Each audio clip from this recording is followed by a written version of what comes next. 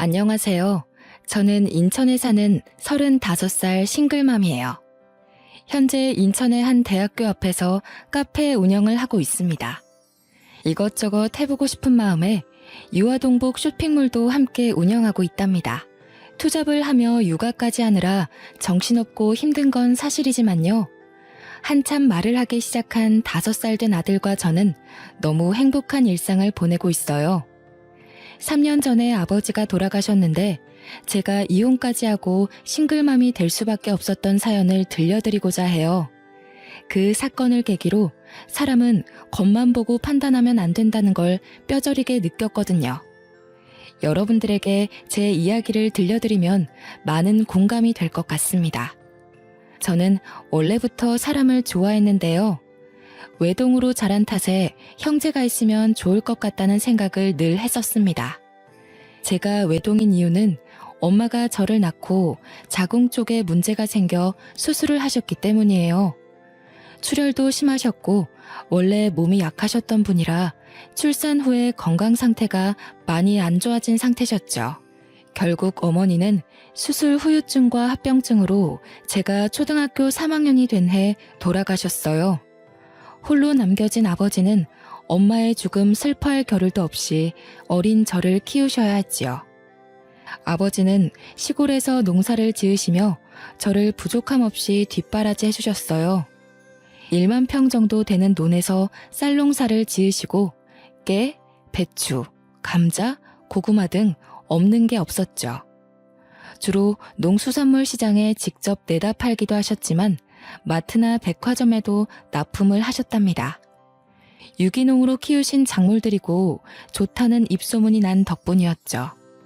아무튼 아버지는 저를 키우시면서 유행에 뒤처질까 계절마다 새로운 옷을 사입히셨고 남들이 웬만하면 가지고 있는 아이들한테 인기 있는 것이면 무조건 사주셨고 엄마 없이 자란 티를 내면 안 된다며 머리도 손수 묶어주시기까지 하셨는걸요. 그렇게 유년 시절을 보내고 대학을 졸업하고 막 사회에 발을 들이기 시작할 무렵이 되었죠. 당시 25살이었던 저는 유아교육과를 졸업하여 어린이집 교사로 근무를 시작하게 됐습니다. 예쁘고 귀여운 아이들과 생활을 하다 보니 매일매일이 활기찼어요. 한 명도 아니고 아이들을 보육하는 건 상당한 에너지를 필요로 하지만 저에게 와서 안기는 아이들을 보면 없던 힘도 솟아나곤 했죠. 어린 나이에 남의 애를 돌보는 게 쉽지 않은데 잘 챙겨주신다며 학부모들 사이에서도 제 평판은 좋았습니다. 어린이집 교사로 근무한 지 2년쯤 되었나? 어느 날 같이 근무하던 동료 교사가 소개팅을 주선해주겠다고 하는 겁니다.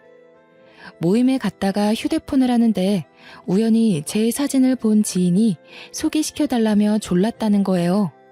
저는 아직은 연애할 생각이 없어 한사코 거절했죠. 선생님은 지인이 사람 됨됨이가 좋고 무엇보다 인물이 훤칠하다며 칭찬을 아끼지 않았죠. 아이 참, 한 선생 진짜 좋은 사람이라니까 내가 보장해. 어차피 이제 좋은 사람 만나서 슬슬 결혼 생각도 해야 하지 않아? 내 체면 봐서라도 제발 한 번만 만나주라. 내가 자신 있게 오케이 했는데 안 나가면 내 체면이 말이 아니잖아. 응? 아, 선생님, 제가 그렇게 말씀드렸는데도 먼저 소개해 주신다고 말을 해버리면 어떡해요. 진짜 선생님 부탁이니까 나가는 거예요? 잘 안 돼도 제 탓 아니에요. 그래. 내가 한 선생님 의사도 안 물어보고 마음대로 소개시켜 주겠다고 한 건 미안해.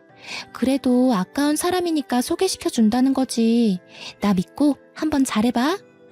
자신의 얼굴을 봐서라도 만나달라고 사정을 하는 통에 결국 소개팅 자리에 나가버렸죠. 그 남자는 저보다 2살이 많았고 금융업계에서 일하는 펀드 매니저였어요. 주선자의 말대로 훤칠한 키와 준수한 외모, 번듯한 옷차림새, 누구나 좋아할 법한 있어 보이는 훈남형 스타일이었습니다. 솔직히 잘생긴 외모에 첫눈에 반했던 저는 연락처를 주고받고 적극적으로 대시했어요. 나중에 들어보니 남편은 솔직한 심정으로 제가 마음에 들지 않았었다고 해요. 아니 글쎄 먼저 소개를 시켜달라고 졸랐던 적도 없다는 겁니다. 같이 근무하던 선생님이 워낙 말이 많으시고 활발하셨거든요. 그래서 중간에서 의사소통이 좀 덜 됐나 보다 하고 대수롭지 않게 넘겼어요. 처음에 남편은 적극적인 제가 부담스럽다며 만남을 거부하기도 했고요. 그래도 저 나름 인기 있는 여자였거든요. 학부모들 사이에서 평판도 좋고 좋은 선자리도 많이 들어왔었는데 무슨 생각에서인지 아이들과 함께하고 싶다는 생각에 다 거절했었거든요. 솔직히 자랑하자면 저 어디 내놔도 기죽은 외모는 아닙니다. 어디 가서 못생겼다는 말을 들어본 적 없는데 남편은 저를 그렇게 많이는 좋아해주지 않았어요. 아무튼 저의 적극적이고 끊임없는 애정 공세로 남편은 알겠으니 그만하라며 저를 만류할 정도였어요. 결국 저의 끈기에 두 손 두 발을 든 남편과 몇 번의 데이트를 즐긴 뒤 그렇게 저희는 연인 사이로 발전하게 됐죠. 바로 이 사람이 이혼한 전 남편이고요. 연애한 지 1년 반쯤이 지났을까? 남들과 싸우기도 하고 여행도 하며 알콩달콩 보통의 연애를 했죠. 둘 다 결혼 정년기이기도 했고 마음도 잘 맞는 것 같아서 결혼을 약속했습니다. 긴장된 마음으로 예비 시댁으로 인사를 가게 되었습니다. 예비 시어머니가 저를 반갑게 맞아주셨죠. 아이고, 우리 아들 왔어? 아가씨 잘 왔어요. 오는데 불편함은 없었죠? 수혁이가 무뚝뚝한 구석이 있어서 데리고 살아줄 여자가 있을까 했는데 아가씨가 짠 하고 나타났네요. 안녕하세요. 처음 뵙겠습니다. 수혁 씨랑 만나고 있는 한지영이라고 합니다. 저를 살뜰히 맞아준 시어머니를 보고 참 좋으신 분이구나 하고 생각했습니다. 하지만 그건 저의 큰 오산이었어요. 저녁 식사를 마치고 차를 한잔하는데 회사에서 걸려온 업무 연락으로 예비 남편이 잠시 자리를 비우게 되었죠. 그러더니 시어머니의 표정이 갑자기 돌변하는 게 아니겠어요? 그래, 직업이 어린이집 교사라고? 월급은 얼마나 받니? 결혼하면 일을 그만두고 내조에 전념해야 하는 건 알지? 그게 아내 된 도리지. 남편을 하늘같이 모시고 살아야 된다고. 내 귀한 아들 데려가니 그 정도는 해야 하지 않겠어? 네? 죄송하지만 어머님, 일을 그만둘 생각이 없는데요. 저는 제가 하고 있는 이 일이 좋고요. 만족하며 다니고 있는 직장이에요. 결국 그 말은 내 말을 거역하겠다는 거니? 이 버르장머리 없는 년. 시엠이 될 사람이 이렇게 해라 하면 고분고분하게 네 해야지. 어디서 못 배워먹은 티를 내는 거니? 너희 집에서 그렇게 가르치던? 어머님, 지금 저 처음 뵙는데 방금 그 말씀은 조금 심하신 것 같아요. 사과해 주셨으면 합니다. 저희들 문제니 제가 알아서 할게요. 그래, 이제야 본색을 드러내는구나 이 나쁜 년. 너 두고 보자. 혹시라도 수혁이한테 나랑 대화한 거 말하면 너 죽고 나 죽고야. 알겠어? 처음 마주쳤을 때 인자하시고 다정한 모습의 시어머니는 온데간데 없고 며느리를 잡아먹지 못해 안달난 그저 아들을 뺏긴 엄마의 모습만 남아있었죠. 처음 보는 사람한테, 그것도 며느리 될 사람한테 저렇게 대놓고 막말을 하다니. 태어나서 처음 겪는 상황에 어떻게 해야 할지 답이 안 나왔습니다. 저는 당황해서 어쩔 줄 몰라 삐질삐질 땀을 흘리고 애꿎은 손가락만 만지고 있을 뿐이었어요. 통화를 끝내고 돌아온 남편이 내일 출근해야 한다며 늦었다며 집에 데려다 주겠다 했죠. 남편의 손을 잡고 현관문을 나섰습니다. 아까 잘 먹는다며 챙겨줄 테니 가서 먹어라 하고 파전을 챙겨주시며 웃으며 조심히 가고 연락하겠다는 예비 시어머니의 말에 저는 등골이 오싹했죠. 표정은 그게 아니었거든요. 이 일을 남편에게 말해야 하나 고민하며 며칠 밤을 지새웠죠. 결국 저 혼자 덮고 가면 시끄러울 일 없겠다 생각하고 큰일 앞두고 소란 피우기 싫어서 바보같이 아무 이야기도 꺼내지 못했네요. 시간이 가는 줄도 모르고 정신없이 결혼 준비를 했어요. 시모가 될 사람은 제가 엄마가 없다는 이유로 도가 지나치게 간섭했어요. 그때는 남편을 사랑했기에 미련하게 당연한 일이라 생각하고 내내 하며 고분고분 잘 따랐죠. 원래 그렇게 해야 되는 것인 줄 알았거든요. 사돈댁에 밑보일 일 없다며 아버지는 있는 돈 없는 돈 긁어모아서 제 결혼에 보태주셨고요. 시모는 굳이 집을 남편이 근무하는 직장 근처로 얻으라고 하셨습니다. 일하느라 피곤한 아들 배려해야 한다면서요. 결국 신혼집을 제가 일하는 어린이집과 왕복 2시간 거리에 있는 곳으로 장만하게 되었습니다. 시내 한복판에 있고 고급형 주상 복합 아파트라 가격이 사악했어요. 무리를 해 얻은 집이라 앞으로 어떻게 살아야 하지 막막하기만 했죠.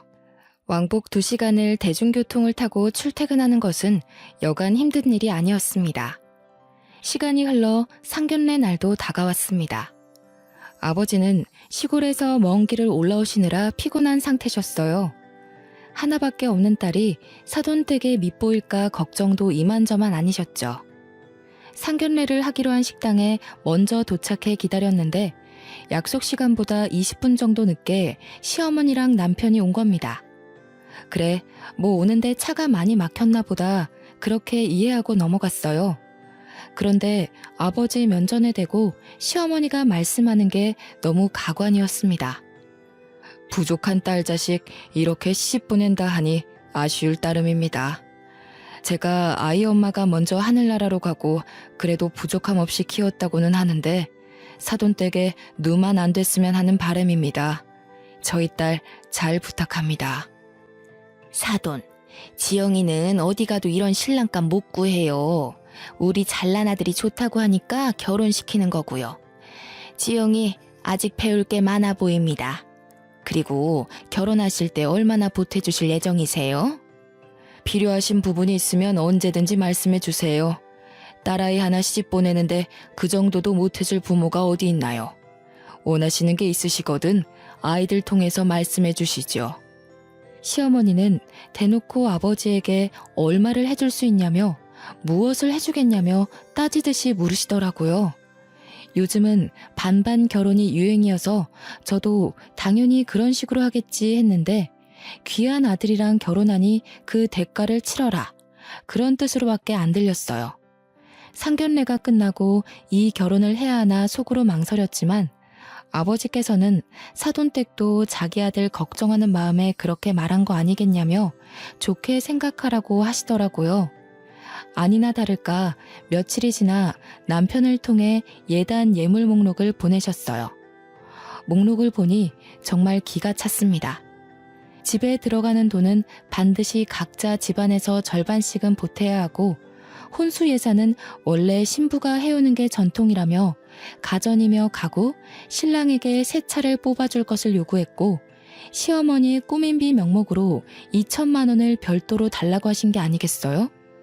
저는 그날로 남편을 불러 이건 너무한 것 아니냐며 따져 물었어요. 자기도 자세히 보지는 않았다며 원래 그 정도 하는 거 아니냐는 말만 되풀이할 뿐이었죠. 저는 이 결혼은 아니다 싶어 다시 생각해보자고 했습니다. 남편은 세상 물정을 잘 모르는 것 같았어요. 직업만 펀드 매니저면 뭐합니까? 막상 자기 결혼 문제로 이렇게 트러블이 생기는데 중간 역할도 못하고 도저히 안 되겠다고 판단되어 양가 집에 결혼은 없던 걸로 하자고 말하려던 찰나에 남편이 울며 불며 매달리고 난리가 났습니다. 한번 생각해달라며 결혼하면 자신이 알아서 단돌이하고 중간 역할도 잘하겠다며 무릎까지 꿇고 싹싹 비는 거 아니겠어요? 저는 남편을 사랑하는 마음이 남아있었기에 그 꼬임에 넘어가 용서하고 말았죠. 남편이 말한 내용을 각서로 받아 고이 간직하고 약속을 어길 시 이혼을 하겠다고 엄포를 놓았어요. 지금 생각해보면 그때라도 멈췄어야 했습니다. 어쨌든 시간이 지나 저희는 결혼식을 무사히 올렸어요. 하와이로 신혼여행도 다녀왔고요. 친정에 먼저 들러 아버지와 오순도순 이야기도 하고 아버지랑 친한 동네 어르신들께 식사도 한 끼 대접해 드렸습니다. 피곤함에 하룻잠을 자고 다음날 시댁에 갔는데 시어머니가 처음처럼 살뜰하게 반겨주는 게 아니겠어요? 이제 며느리가 됐으니 잘해주시려나 보다 하고 생각했죠. 남편은 피곤하다며 저녁을 먹고 먼저 샤워를 하겠다고 욕실에 들어갔는데 아니나 다를까 시어머니가 저에게 이리 와보라며 안방에 들어가서 이야기 좀 하자네요. 예, 너는 도대체 어디서 배워먹지도 못한 티를 내는 거니? 신혼여행을 다녀왔으면 당연히 시댁에 먼저 와서 인사를 하는 게 도리 아니니? 그리고 선물이 고작 이 가방 하나야? 너는 도대체 날 뭘로 보고 이딴 취급을 하니? 시어머니 가방요? 제일 유명한 명품 브랜드에서 거금을 주고 산 한정판이에요. 축의금 신혼여행에 보태쓰라며 주신 용돈을 탈탈 털어 제일 먼저 산 게 그 가방입니다. 1,000만 원이 넘는 거금을 들여 장만해 드렸는데 좋아하시긴커녕 면박을 주시더라고요. 죄송해요. 지금 아버지도 혼자 계시고 적절하실 테니 수혁 씨가 먼저 찾아뵙자고 했어요. 어머님께는 잘 말씀드렸다길래 그런 줄 알았어요. 그리고 어머님, 저희가 그래도 고심하면서 고른 가방이에요. 한정판이라서 어렵게 구했어요. 어머님이랑 잘 어울리실 것 같아서요. 이깟 가방이 뭐라고. 암만 수혁이가 미리 말했어도 그렇지. 다 거절하고 시댁에 먼저 와서 한복 입고 절하고 그래야 하는 거야. 이래서 가정교육이 참 중요한 건데 어디 가서 엄마 없는 티 내고 다니지 말렴. 그나저나 너 일은 그만뒀니? 아직 다니고 있어요. 당장 그만두기는 뭐해서 올해까지만 다니기로 했어요. 인수인계 문제도 있고요. 뭐? 내가 결혼 전에 그렇게 말했잖니? 벌써부터 우리 수혁이 굶기려고 작정했니? 넌 이 시애미 말이 말 같지도 않아. 벌써부터 내 말을 무시해? 어머님, 그게 아니라요. 솔직히 저도 일을 조금 더 하고 싶은 욕심도 있기도 하고요. 아직 어린이집에서 사람을 못 구했어요. 이해해 주시면 안 될까요? 결국엔 이 시애미 말을 무시하고 네 고집대로 하겠다는 거구나. 이 건방진년 아주 못돼 처먹었구나. 죽은 네 애미가 이렇게 가르치던? 아니면 혼자 사는 네 애비가 시애미 말 무시하며 살라고 가르치던? 저는 돌아가신 엄마로 모자라서 아버지까지 욕보이며 막말을 하시는 시어머니를 보며 울컥했지만 결혼한 지 일주일도 안 되었는데 집안에 큰 소리가 나면 안 된다 생각해서 그저 고개를 푹 숙이고 화를 삭힐 뿐이었죠. 왜 이때 대들지 못했나 후회만 가득하네요. 남편이 씻고 나오자 이상한 분위기를 감지했는지 시어머니에게 왜 그러냐고 묻더라고요.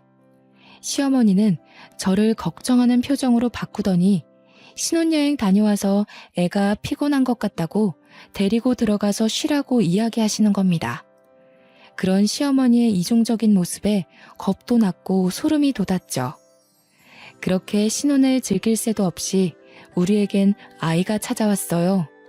임신 후 컨디션이 많이 좋지 않은 탓에 결국 일하기로 한 기간을 다 채우지 못하고 퇴사를 하게 됐죠. 일을 그만두고 집에서 살림하면서 퇴근하는 남편을 열심히 내조했어요. 하지만 저도 임신을 해서 그런가 감정 기복도 심하고 허리와 다리가 너무 아팠거든요. 남편은 일이 바쁘다는 핑계로 아침에 일찍 나가 밤늦게 들어오기 일쑤였어요. 저는 자연스레 혼자 밥 먹고 혼자 무언가를 한다는 것에 익숙해지기 시작했죠. 그런데 아무리 정성스런 내조를 해도 남편은 저에게 고맙다는 말 한마디를 하지 않았어요. 이제 와서 생각해보면 왜 그런 대우를 받고도 바보같이 버티고만 있었나 싶네요. 그 와중에 시어머니는 이중적인 면모를 보이셨어요. 참 여전하셨습니다. 남편 앞에서는 임신한 며느리를 살뜰하게 챙겨주는 착한 시어머니 코스프레를 하더라고요. 아들 앞에서 휙휙 돌변하는 시모의 모습에 기가 차서 할 말을 잃었습니다. 자리에 남편이 없는 걸 확인하고는 잔소리와 설교는 물론 폭언까지 서슴지 않고 내뱉으셨죠. 예, 임신했어도 허리를 곱게 펴고 있어야 아이도 곱게 자란단다. 그리고 너 아무리 임신했다고 남편 밥 굶기면 안 된다. 애 가진 게 뭐 대수니? 나 때는 애 낳고 하룻밤 자고 나가서 바로 일도 하고 그랬어. 여자는 응당 그렇게 해야 되는 거야. 어디서 못 배운 티 내지 말고 이 시애미가 가르쳐줄 때 잘 새겨들어. 이후에도 계속되는 시어머니의 두 얼굴에 결국 참지 못하고 남편한테 이야기했습니다. 근데 남편의 반응이 가관인 거예요. 임신해서 너무 예민한 거 아니냐며 진정 좀 하라면서요. 당신 지금 임신했다고 너무 예민하게 구는 거 아니야? 난 우리 엄마가 당신한테 엄청 잘해주는 모습만 봐서 좀 안 믿긴 해.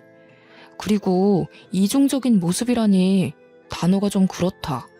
그래도 시어머니인데 당신이 좀 이해하고 받아줄 수는 없어? 좋은 게 좋은 거라고 하잖아.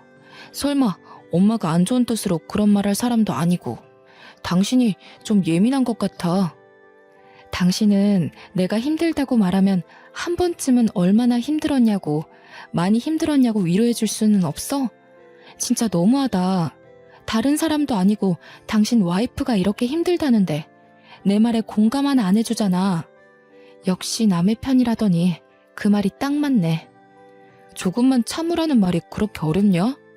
엄마가 악의적으로 너한테 뭔가를 했다면 벌써 소란이 나도 났겠지. 어른이 노파심에 그러는데 너가 좀 이해해라.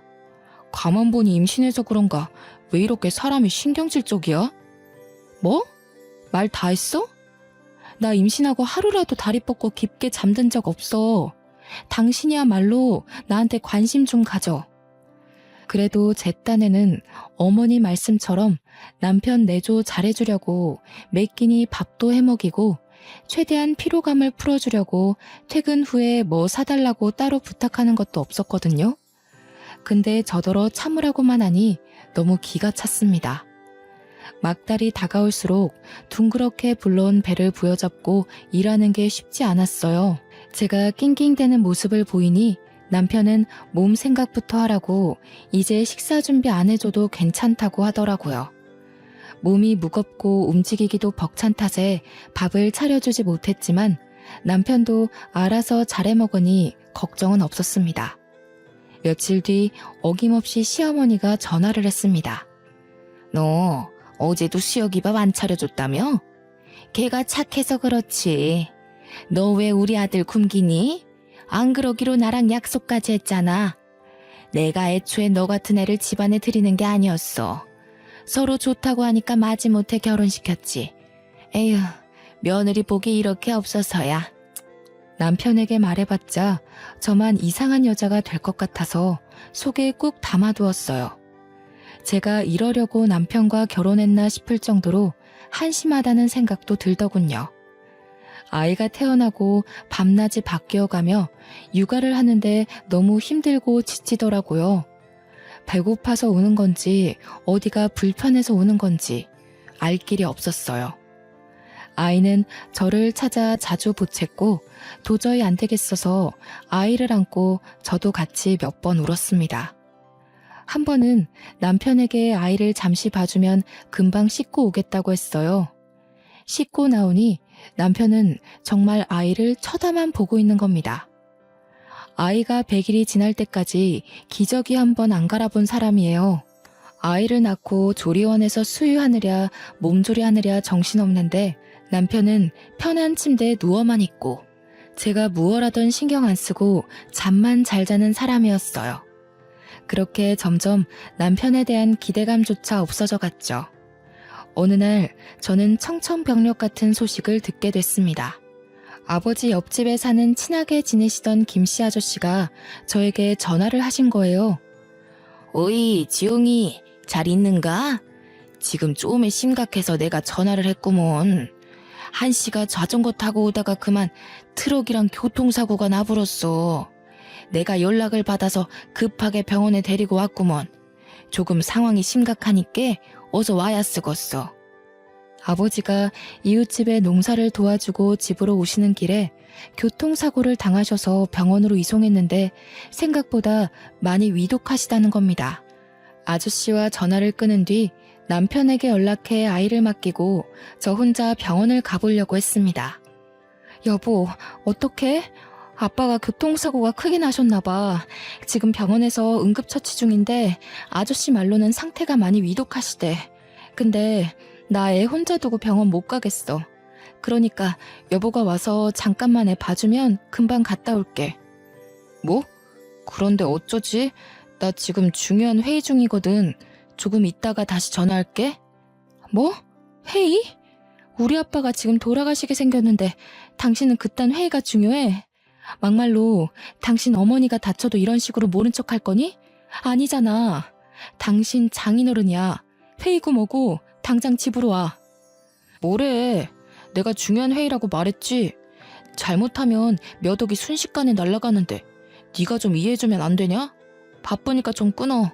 세상에, 정말 기가 막히지 않나요? 저런 사위가 또 어디 있을까요? 장인어른이 당장 돌아가시게 생겼는데 회의해야 한다며 끊으라는 저 태도. 기가 막히고 화가 났지만 우선 아버지를 뵈야 했기에 6개월 된 아이를 들쳐매고 힘겹게 아버지가 계신 병원으로 달려갔어요. 택시를 타고 어렵사리 병원에 도착한 저는 응급실에 누워 계신 아버지를 보고 오열하고 말았습니다. 아버지는 산소호흡기를 단 채 힘들게 숨을 쉬며 누워 계셨고 무지 고통스러워 보이셨어요. 출혈이 심한 탓에 온몸에는 붕대를 감고 계셨고 소독약이 코를 찌를 정도였죠. 한기태 씨 보호자 되십니까? 현재 몸 내부 출혈이 너무 심합니다. 의식도 없는 상태고요. 기계로 호흡만 얕게 하고 계시는 상태라 오늘 내일이 고비가 될 것 같습니다. 마음의 준비를 하고 계셔야 할 것 같습니다. 그 말을 듣는데 하늘이 무너지는 것만 같았습니다. 6개월이 된 아이 옆에서 눈물만 뚝뚝 흘리며 아버지를 살폈어요. 그런데 다음날 아침 아버지가 기적적으로 의식을 되찾으시며 힘겹게 손가락을 움직이셨어요. 힘겹게 눈을 떠서 저와 아이를 보고는 아빠가 정말 미안해 이 말 한마디만 남긴 채 그대로 눈을 감으셨습니다. 순식간에 호흡이 정지된 아버지의 손을 잡으며 세상이 떠나가라 오열했어요. 옆에 서 있던 아저씨도 저를 토닥여 주시며 함께 눈물을 흘려주셨습니다. 여보, 아빠 조금 전에 돌아가셨어. 당신이 여기로 와줘야 할 것 같아. 정말 미안한데 나 급하게 출장을 가야 해. 이번 투자건이 정말 중요하거든. 외국 바이어들과 미팅도 해야 하고. 그래서 일본으로 일주일 정도 갔다 와야 할 것 같아. 미안하지만 장인어른 장례식엔 참석 못할 것 같은데. 뭐? 그게 무슨... 내 말 제대로 들은 거 맞아? 당신 장인어른이 돌아가셨다고. 그런데 어떻게 사위가 안 와? 아니, 지금 눈앞에 있는 이 투자권 놓치면 나한테 얼마나 손해인지 알긴 알아? 막말로 장인어른이야 이미 돌아가셨으니 내가 나중에 따로 찾아뵈면 되는 거 아니야? 산 사람은 살아야지. 왜 그렇게 융통성이 없어? 당신 정말 1억이야? 어머니가 돌아가셔서 내가 장례식에 안 가면 당신한테 내가 똑같이 말하면 기분 좋겠어? 뭐? 여기서 갑자기 산 사람을 중내만에 그 이야기가 왜 나와? 우리 엄마랑 장인어른이랑 같아? 아무튼 나 지금 당장 출장 갈 준비해야 돼. 바빠 끊어. 중요한 거라니까 이 사람이 자꾸.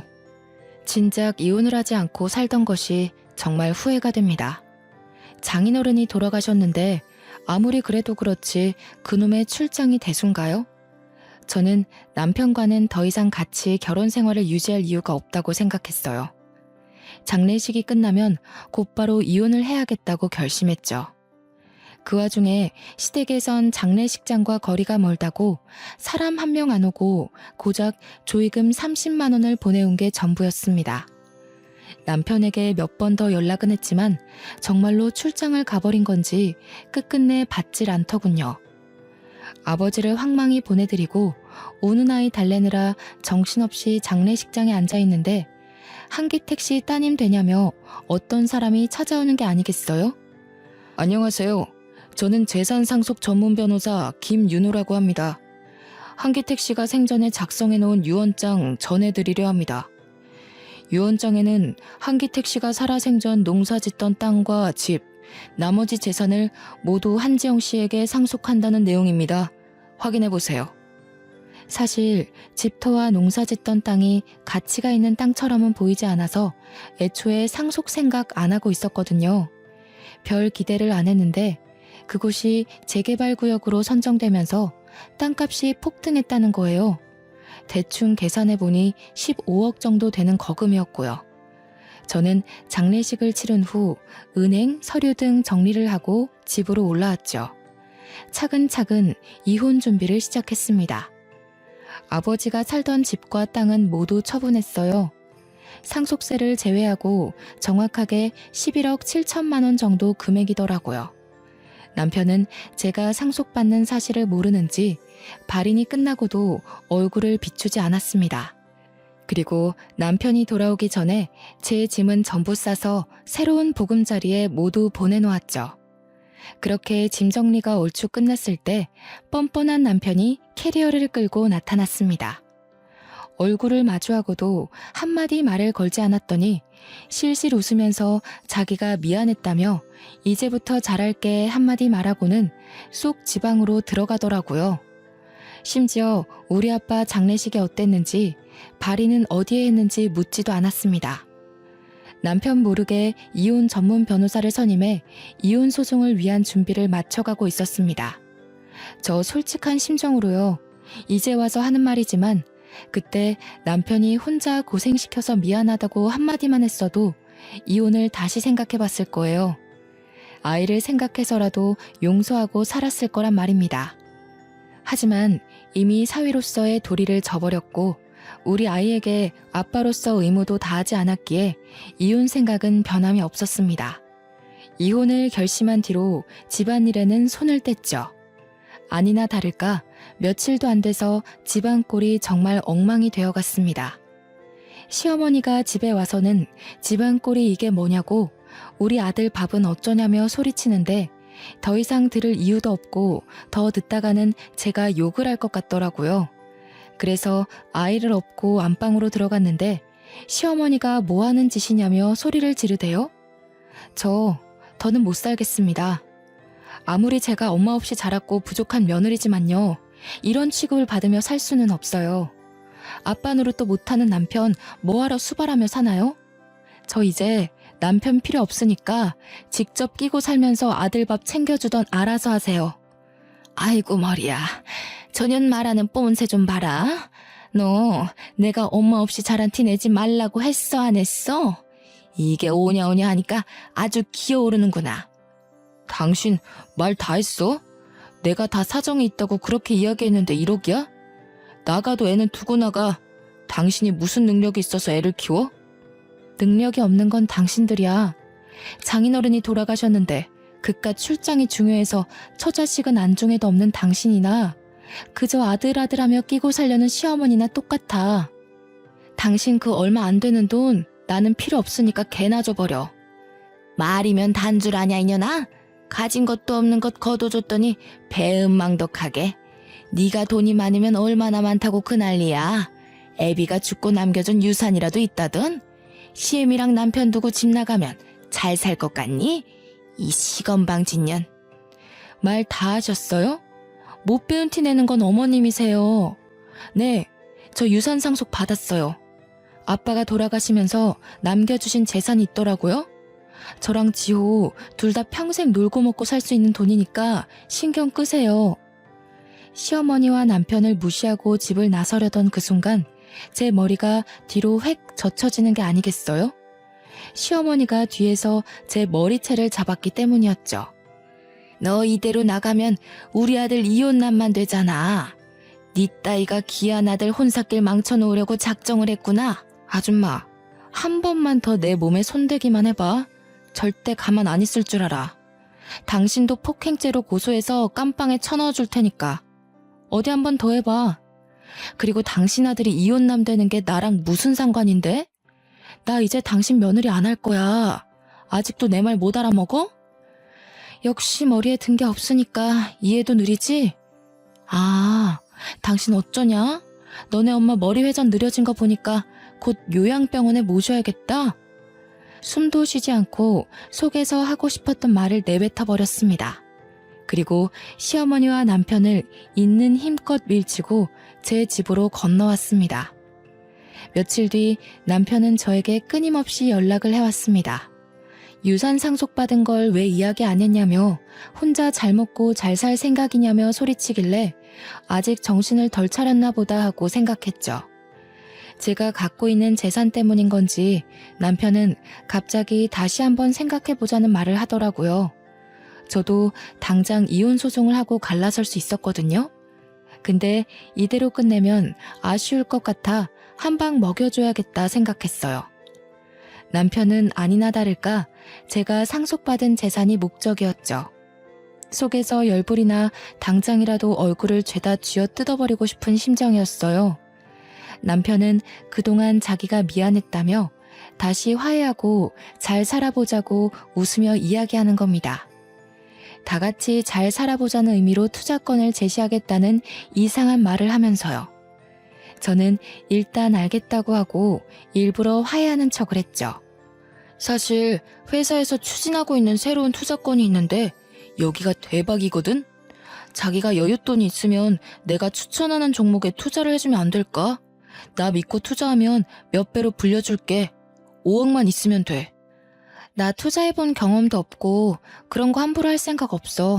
뭘 믿고 거기에 내 돈을 투자해야 해? 그것도 5억을? 그 돈이 땅 파면 나오니? 지영아, 나 한 번만 믿어줘. 내가 그동안 너한테 못할 짓 많이 했지만 이건 확실하다니까? 이번 일 성공하면 우리 돈방석에 앉는 거야. 돈 걱정 없이 살 수 있다고. 저는 마지못해 알겠다고 말을 했더니 다음날 잘 타던 차를 1억 넘는 외제차로 바꾸는 겁니다.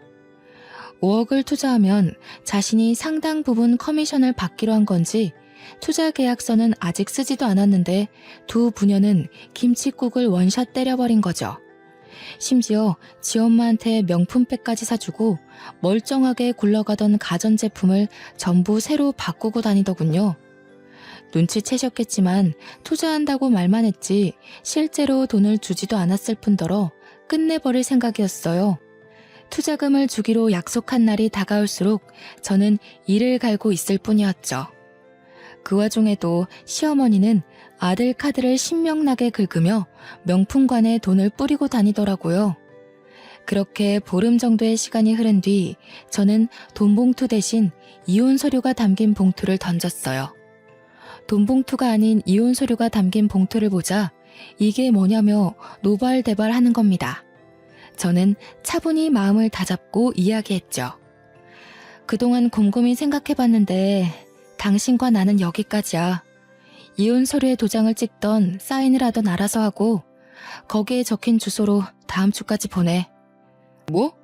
이혼 서류? 당신 이게 지금 뭐 하는 짓이야? 설마 지금까지 날 갖고 논 거야? 나한테 투자금 주기로 했잖아. 지금 장난하는 거지? 저기요. 투자금이고 뭐고 다 필요 없고 나는 모르는 일이야.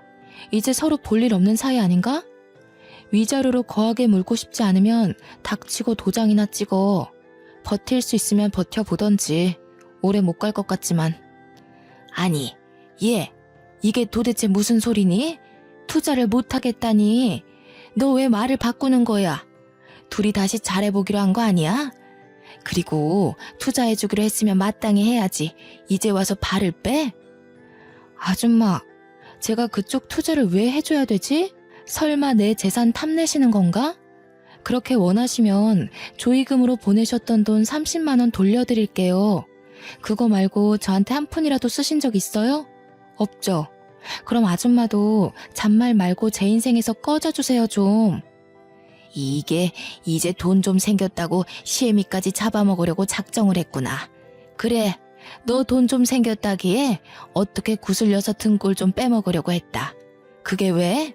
잘난 내 아들 데려갔으면 그 정도는 각오했어야 하는 거 아니니? 저는 그나마 다행인 게 시어머니가 저에게 했던 폭언들을 빠짐없이 녹음해 놓은 게 신의 한 수였죠. 그리고 남편은 이미 이혼 사유가 넘쳐 흐를 정도라서 소송에선 제가 유리했습니다. 남편은 돈이라도 달라며 애걸복걸 하더라고요. 투자한다고 선입금 받은 걸 당연히 제가 돈을 준다 생각하고 흥청망청 쓴 거죠. 외제차의 명품에 집안을 통째로 바꾸다시피 하며 돈을 펑펑 써댔으니까요. 당신 정말 왜 이래? 그거 해결 못하면 집을 팔아서라도 메꿔야 해. 이러다가 나랑 엄마 길거리에 나앉아야 한다고. 사람 미치는 꼴 보고 싶어서 이래? 투자금 보태주기로 했으면 보태줘야지. 당당하던 당신 모습 어디 갔니? 내가 그동안 기회도 여러 번 줬어. 하지만 그 기회를 날린 건 당신이랑 어머니야. 그러게 살아생전 우리 아버지한테 조금이라도 잘했어야지. 당신이 나랑 지호한테 한 게 뭐가 있어? 차려주는 밥 먹으며 지할 일만 했지. 아무튼 서류 다음 주까지 내 변호사 통해서 보내도록 해. 2년이 오냐오냐 하니까 한 번도 아니고 2번씩이나 우릴 갖고 놀아? 잘 됐다. 이왕 이렇게 된 거 오늘 너랑 나랑 한판 하자. 시어머니는 상황 파악이 안 되셨는지 또 제 머리채를 잡으시더군요. 지난번에 이어 2번째예요. 너무 손버릇 고약한 아줌마 아닙니까? 남아있던 일말의 동정심마저 사라진 저는 그 아줌마를 간신히 떼어냈습니다. 당신들, 특히 아줌마, 내가 경고 안 했나요? 한 번만 더 내 몸에 손대면 가만 안 있는다고 했죠? 뒷감당 어떻게 하시려고 그러세요? 그냥 조용히 서류에 도장 찍어주면 될 일이었는데 일을 크게 만드시네. 감옥에서 남은 여생 보낼 준비하세요. 한바탕 난리친 뒤에도 돈을 달라며 돈을 주기 전에는 절대 이혼을 못한다며 끈질기게 연락을 해왔습니다. 저는 변호사를 통해 통신 제한, 접근 금지 신청, 주거지 접근 금지 신청을 해버렸어요. 정신적 피해 보상을 포함한 2가지 소송을 진행한 상태고요. 더 이상 연락할 길도 없어지고 금전적인 여유가 사라진 시댁은 도와달라며 사정에 사정을 했죠. 솔직히 그 아줌마랑 아들내미가 내 앞에 무릎까지 꿇고 싹싹 빌길래 마음이 좀 약해질 때도 있었는데요. 그래서 위자료 좀 받고 합의 이혼으로 끝낼까 고민도 살짝 했었네요. 시어머니가 며칠 싹싹 빌더니 제가 미동도 없자 마지막까지 저를 괴롭히더라고요.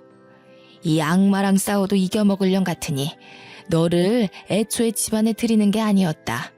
여자가 잘못 들어오면 3대가 망한다더니 딱 그 꼴나게 생겼네. 재수없는 것. 너네가 앞으로 어떻게 사나 두고 볼 거야.